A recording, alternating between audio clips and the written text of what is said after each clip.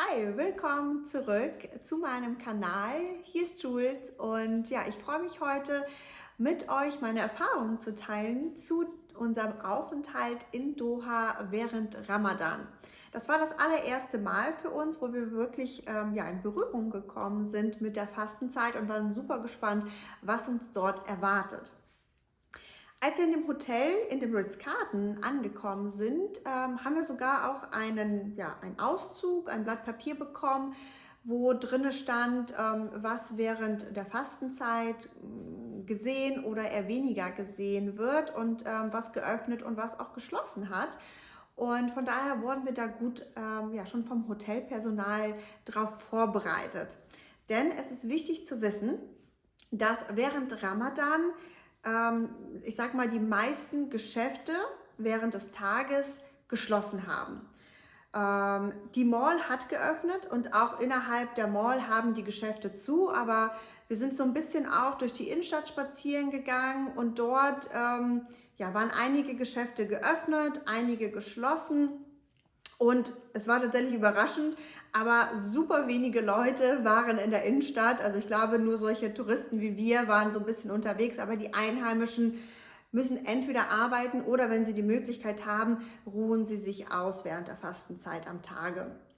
Ganz wichtig aber, die Restaurants haben geschlossen und Essen und Trinken ist in der Öffentlichkeit nicht erlaubt.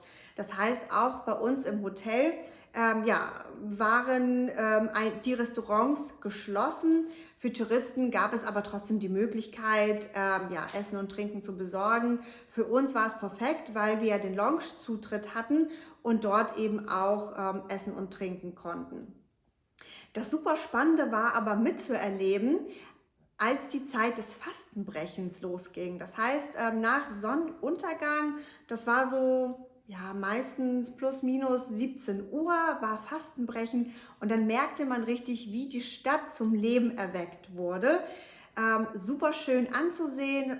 Das eigentliche Fastenbrechen war auch möglich als, ich sag mal so, als abendliches, großes Abendessen in den Hotels. Das wurde richtig groß auch zelebriert und auch in unserem Hotel konnte man, ich weiß nicht mehr genau, was es gekostet hat, aber man hätte sich dort einen Platz reservieren können, also einen Tisch reservieren können zum Fastenbrechen. Haben wir jetzt für uns nicht gemacht, weil wir eben den Loungezugang hatten, uns extra erworben haben und dort eben abends auch gegessen haben.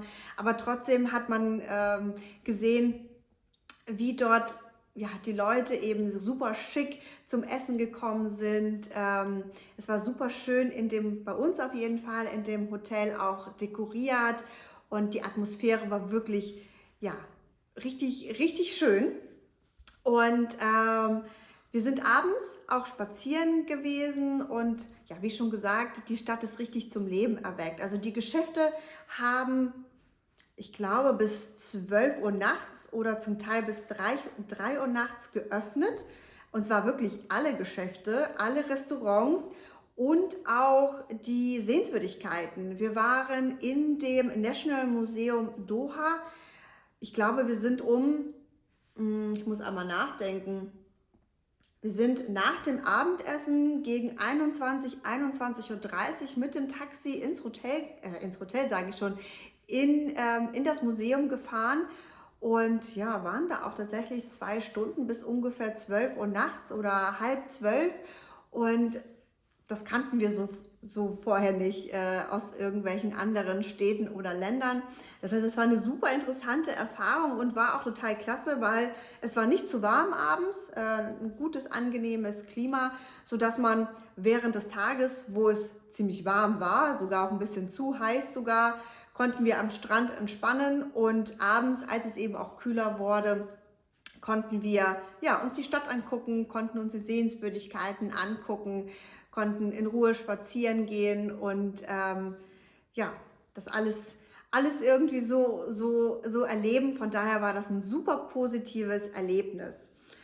Zusammenfassend lässt sich sagen, ich glaube, es ist wichtig zu berücksichtigen und deswegen machen wir auch das Video, dass eben während Ramadan die Geschäfte, also vor allem die Restaurants und die Cafés geschlossen haben und man natürlich auch als Tourist das berücksichtigen sollte aus meiner Sicht, dass man eben in der Öffentlichkeit auch nicht isst und auch nicht trinkt und da auf jeden Fall Rücksicht auf, ja, auf die Kultur nimmt. Aber alles andere kann man eben machen und ich kann es immer empfehlen, weil es war eine tolle Erfahrung, während Ramadan in Doha zu sein.